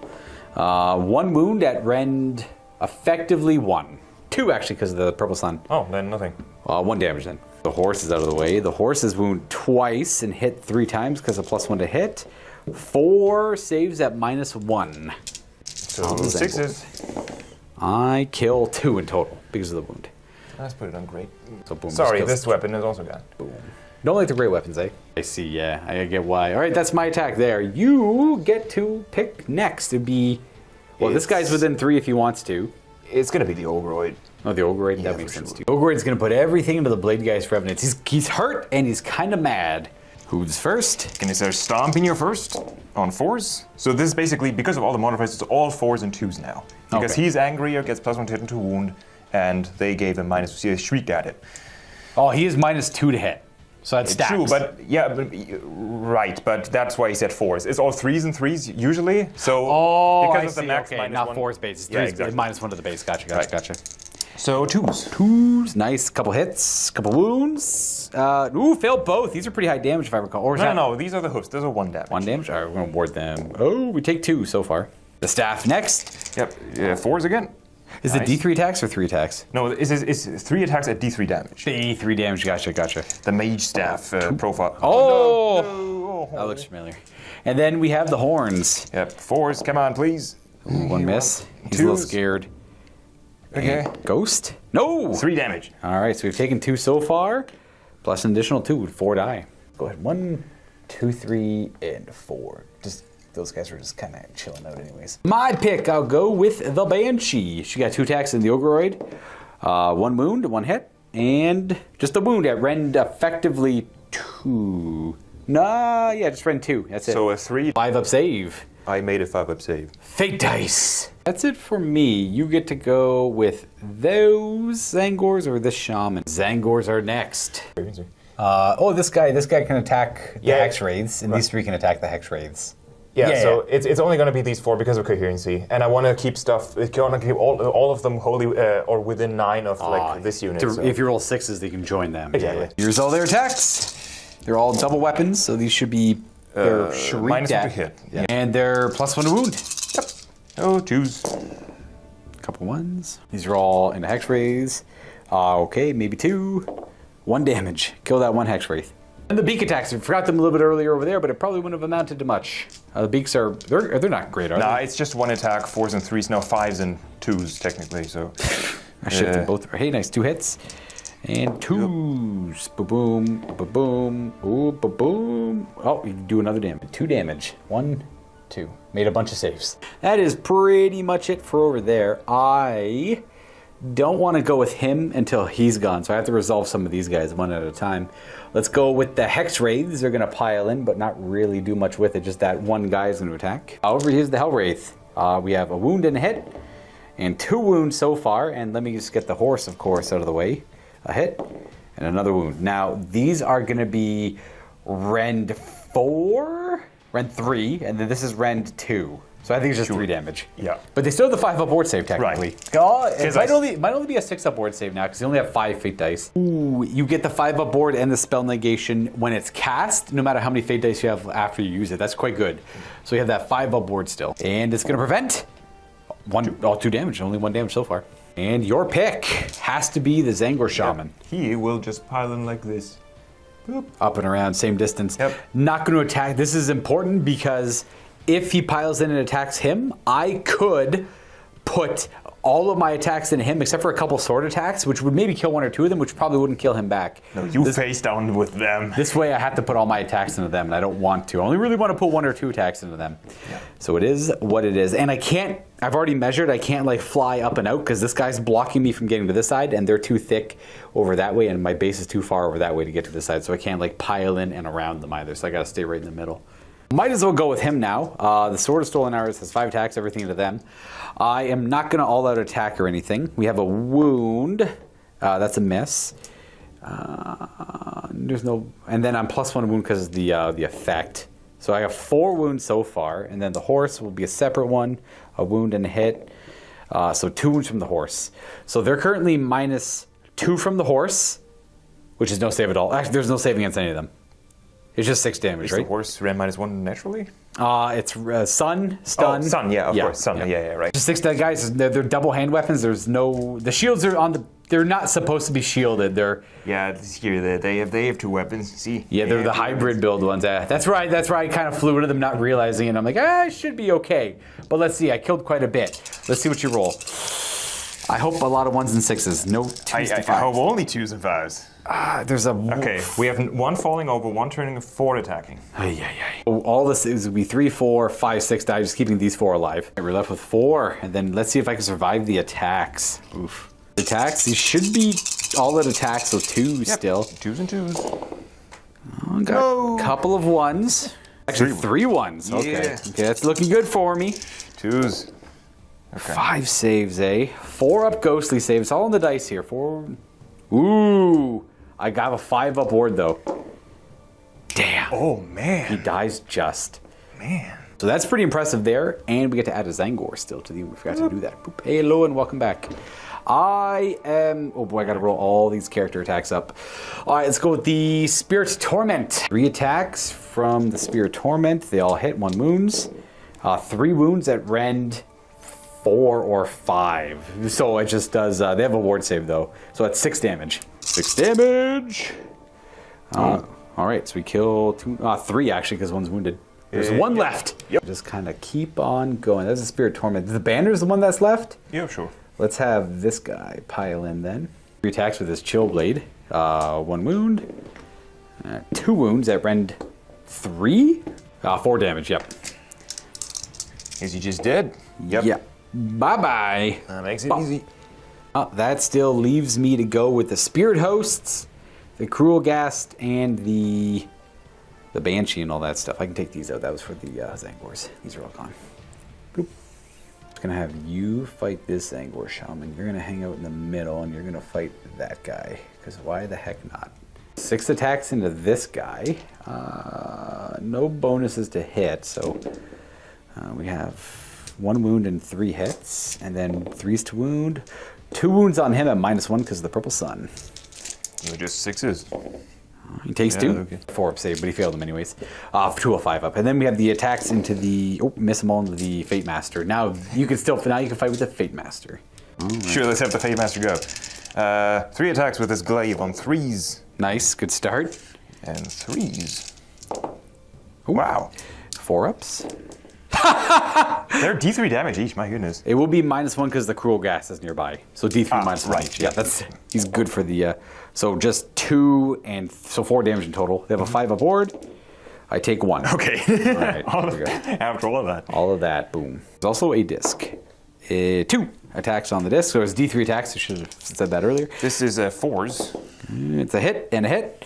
And 3s. Woo. We're good. Nice.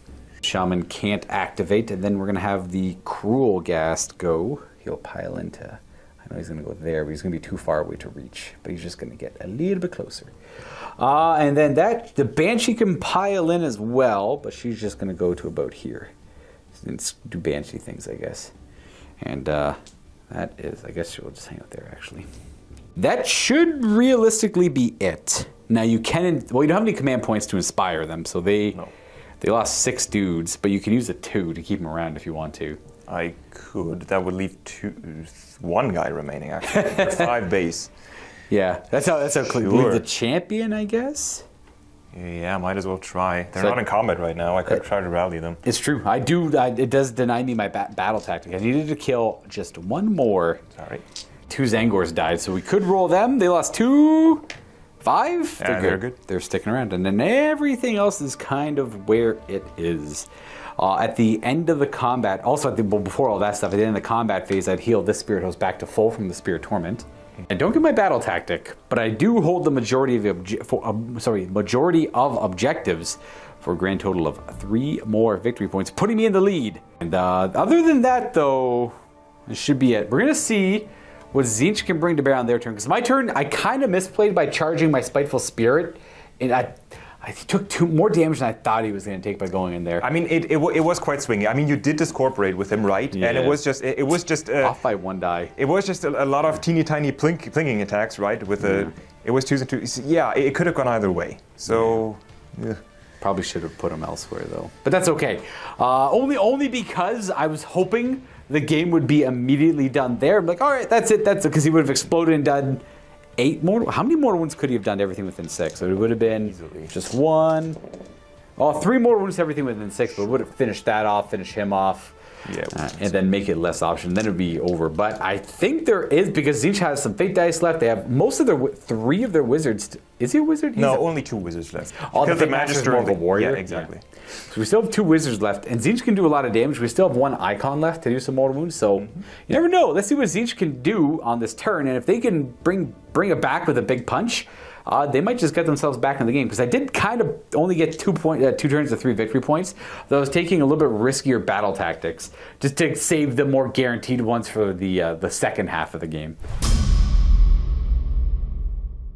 And this is where we stand as we go into the second battle round. We still have to get you to 17 more fate points, which is going to be a little bit more difficult. It's probably not going to be possible, to be honest. Right, and I haven't killed the Ogreroid yet, and I've lost my general, so I failed my battle tactic, my grand strategy as well, because I need my general to stay alive. All right, so what's your battle tactic going to be? I'm gonna try for mass conjuration. So one of my wizards needs to cast 3 spells, which I can do with the realm spell and his potion. True. So yes. it's still a risk because you can unbind one. As long as I unbind one, yeah. So I'm gonna have the willpower to get myself a second unbind here. That'll be my action. What do you want to do for your action? I'd like 1 command point, and my general is dead. So 2 up for a command point then. Yeah, 2 up. Yes, good enough. You have 1. Who is that going on by? We got your probably the Fate Master. Yeah, let's say It's kind of central. Yeah, let's say the Fate Master. And at the beginning of the hero phase, the icon for the Zangors pings off. You pick something with an 18, and then you roll dice equal to the amount of wizards you have nearby, and you take mortal wounds based on certain rolls, I believe. I can't exactly remember how I'm it going to works. pick the Blade Guys, and there's only 2 wizards left currently. So, because he's not he'd need 8 more of his buddies to be a yeah. wizard. So that's 1 mortal wound on the Blade Geist. All right, and that's going to be not a ward, but that is a dead Blade Geist Revenant.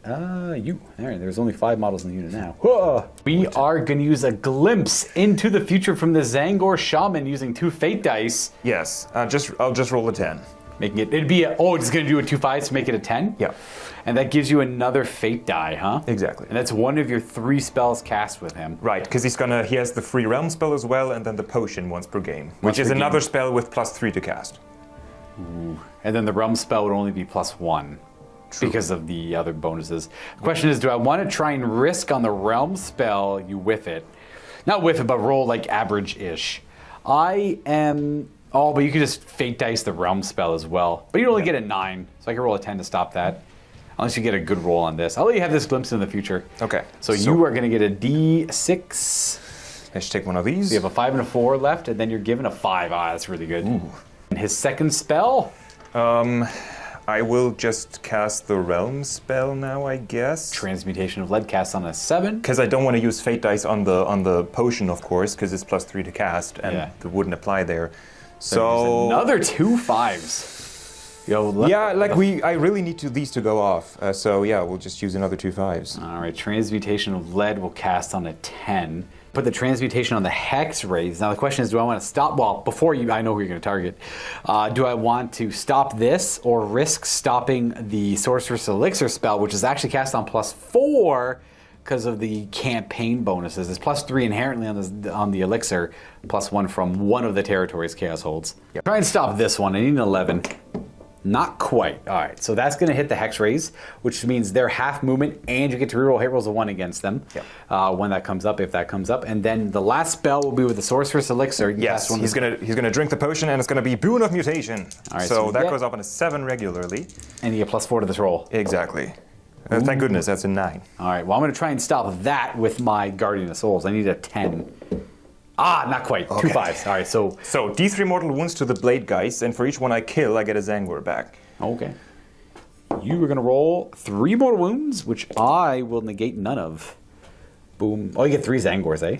Mm-hmm. All right, so adding those 3 models right there, and that's it. Battle tactic complete. 3 casts there, but it costs 4 fate dice. Yeah. And you're left with 1 remaining. He will cast his inherent spell, Choking Tendrils, I think. But let me think. He's going to do Power Infusion on himself. Yeah, like Infusion Arcanum, that's the other spell he had from the lore. So this is easier. This is on a 4 because it's a 5 base. Yeah, okay. I wouldn't have gone off the other spell, so that was a good choice. Good. Yeah, that just makes him more Chadley. Right. And then that's it for spell casting. We're good to go. Who do you want to put Adapt or Die on? Oh, yes. It's still going to be the... Might as well. Give him a 5 upward. Unless you're thinking elsewhere. I am going to put Adapt or Die on... Yep. Probably these Hex Rays, honestly. They're going to be under a lot of fire. Makes sense. And yeah, we forgot the mutation on the Fate Master there. The free heroic action on my turn, so let's see what it is. That is... +1 to wound, I believe. That might be reroll save rolls of 1. Oh, no. And that's it. All right. That will bring us to the end of the hero phase. Because I did my Adapt or Die. I did my action already, which is... I'm just going to move this to here, I guess, to try and hit all 3 of them. Right. So I'll go, now I gotta roll. Before I do that though, we did forget to spend that command point on rally on this guy earlier. Yeah, that was the intention, yeah. So no command points left, here's a rally. Every 6 is 1 more guy. No Nothing. One. All right, so no command points. Awesome. Let's see if he dies. Nope. How about the Fate Master? Nope. And then one of the Zangors. Nope. This wild spell can be moved by Constantine, because he is the active player. You want to get in the boat? Boom. I don't want to go in the boat. I'm going to put it next to your guy, just in case you get priority. Yeah. Sure. Never know. Never know. That is it. We're on to movement. The boat going there. We're going to move the boat there because you always plan on retreating this turn and going for that objective anyways. Right, yeah. So boat's going to hang over there. Then now movement phase. He's retreating that way. Fate Master's retreating over this way to get some points. Yep. And then this stuff's staying in combat, and that's kind of it. The Fate Master moves 16. The Zangor Shaman moves like 14 or 12 or something. I can't remember. He just zips over there. This guy's just going to book it. I don't know where, but he's just going to run somewhere. 1. Nice. Oh, no, he's not that eager. Not overly far. Please leave me alone. Just to there. Then I don't think... Here. Actually there. Sure. I don't think there's any shooting, so we're going to go ahead and go to fighting. Yep. which is probably the big guy first, I assume. Yeah. We're going to fight with the Ogoroid Thaumaturge first. He currently has Arcane Infusion, and he's real mad. So we are... How do you want to put these attacks? So because I really need the Blade Geist to be gone, I'll put the hooves into the Blade Geists. I'll also put the staff into the Blade Geists. Because you could spike your 4s, right? And then the 2 horns are going to go into the Hex Wraiths. All right. The Blade Geists, I don't know if it's worth discorporating them. We're going to change the horns to the Banshee because these Hex Wraiths are wholly within 12 of the Excruciator, and then the Thaumaturge is within 12 of the Excruciator, which means any attacks into the Hex Wraiths are -1 damage, making the horns only 2 damage each. Yeah. Yeah. Into the Blade Geist first. I'm not going to bother saving them. They're as good as dead to me. Though no modifiers here anymore, just his inherent hit, just his spell. So it's 2s and 2s. Into Hooves, got 3 hits. If they live, it's because of their ghost save. So far, so good. And we got the staff, 3 attacks. I'm not going to rely on the ward here. They all hit.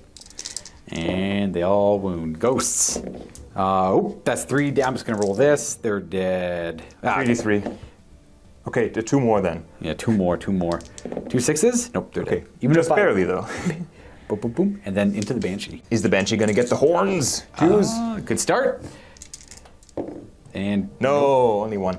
And she takes 3 damage. She takes 3. She's got 1 more 2 wounds left. I will go with the Hex Wraiths next. I'm just going to put 2 into them and 1 into... Actually, let's put them all into the Zangors. Sure. Into the Zangors. These are +1 to hit, so everything hits and this wounds. And 3s to wound.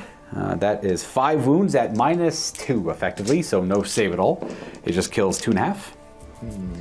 A couple guys from the back, and then a wound in there. But I got to do the horsey attacks anyway, so might as well get them out of the way.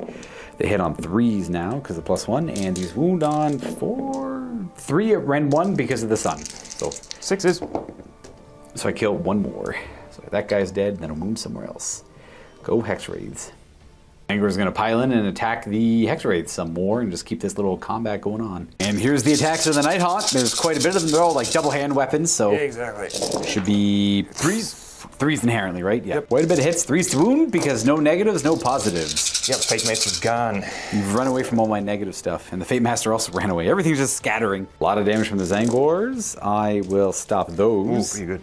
And then I have the adapter die, so I lose 2. The Beaks only have the less attacks. 4s. I've taken 4 so far. Okay. Okay. Not many hits. 3s. 2.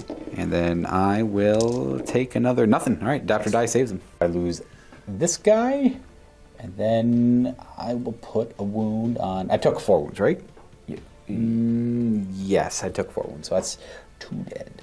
Let's lose you and you, and we'll put the wound on you.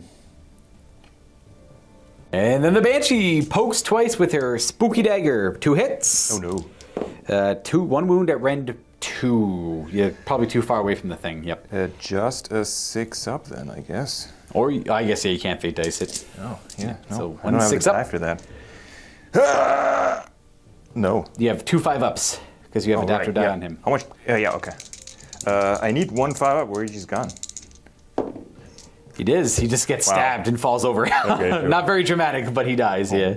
End of the combat phase, the Spirit Torment's going to bring back another Spirit Host. Just bringing him back.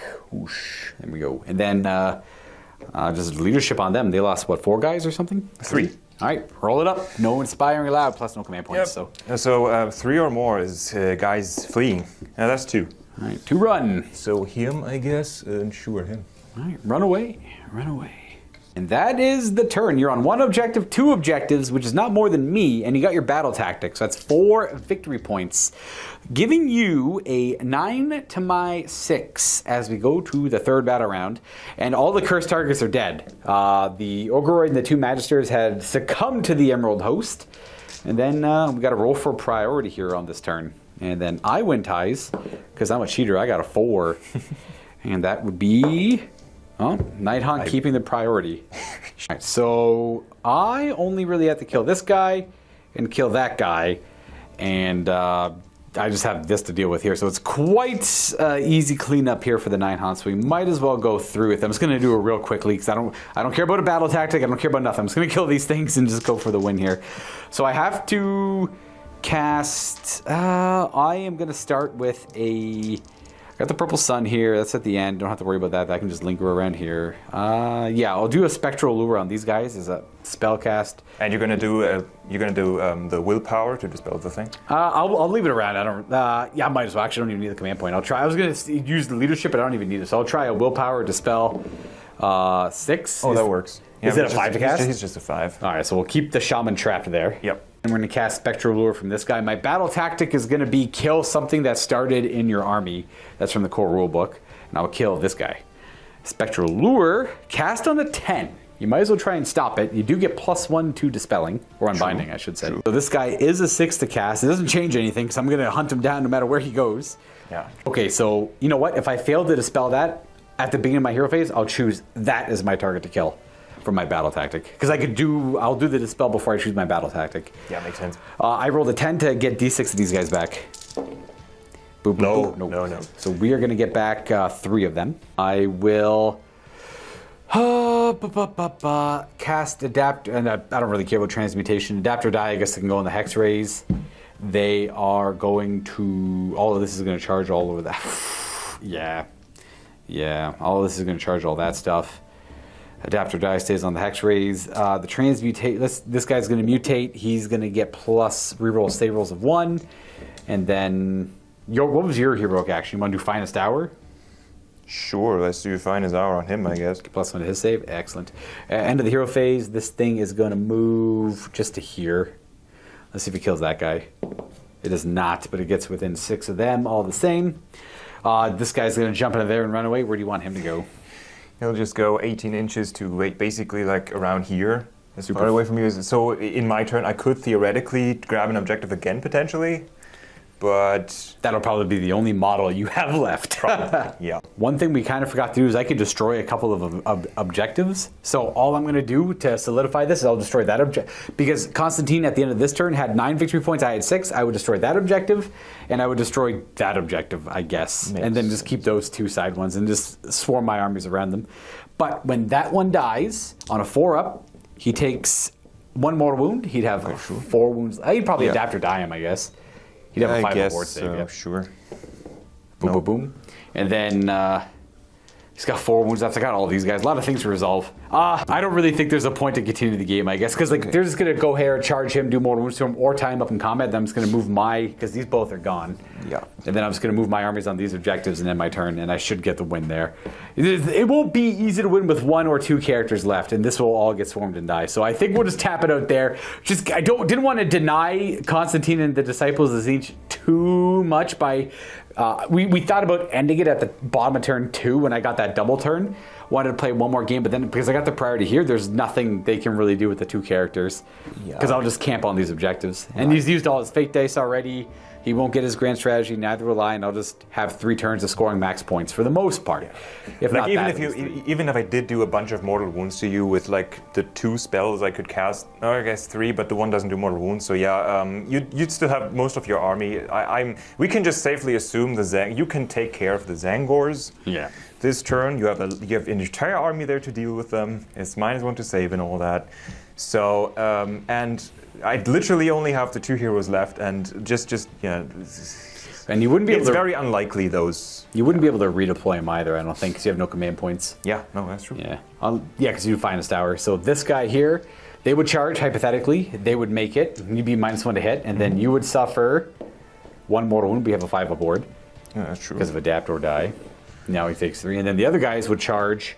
Good enough, because that's within 16. If not, I have a reroll, and then it'd be another 3 mortal wounds, which you have Adapt or Die. And then he would be at, and also stunned. Yep. So he'd be down to 1 wound, and then you just have to do 1 wound in combat. He does have a currently like a 3-up with rerolling ones. Yeah. Yeah, 2-up rerolling ones, but you can put a lot of just -1 to save. I've already put the 1 with their I failed both the charges. I failed both the stuns. So they'd be a 2-up. 2-up. It'd be a 1-up. It'll be 3-up because I have rend on their attacks. True. But no, in essence, sorry. Long story short, basically. Even if I could win with 2 characters, it's kind of lame, right? Well, I think it'd be very impressive. I think the unfortunate thing is I think it's impossible mathematically just by hanging out on these objectives. Yeah, right. You would eventually blow up 1 of them on turn 4 No, but absolutely right. It wouldn't even. Would there just be no objectives left afterwards? I guess you could just keep removing 2 objectives at a time. I guess so. It'd be on me to remove the objectives. I guess I would have kept that one there. There's too many things to consider if we had a kind of running out of time here. But for the most part, Tzeentch got freaking screwed over in the first battle round of this game so heavily that they lost a... if I could show you the dead pile, it's a mess back there. It looks like hundreds of models dead. Just all of those guys caught, no inspire, running away. I made all those crazy charges, just broke right through every flank. I one in the middle, one on that flank, one on this. This flank wasn't really that strong, but Nighthaunt takes the day for this one, folks. The Nighthaunt have successfully taken the territory of the Iron Vein Mines for the Death Alliance. And if you'd like to come in and take part in this campaign, go to miniwargaming.com/challenge for all the details to influence our campaign map. That is it for this one, folks. Happy wargaming.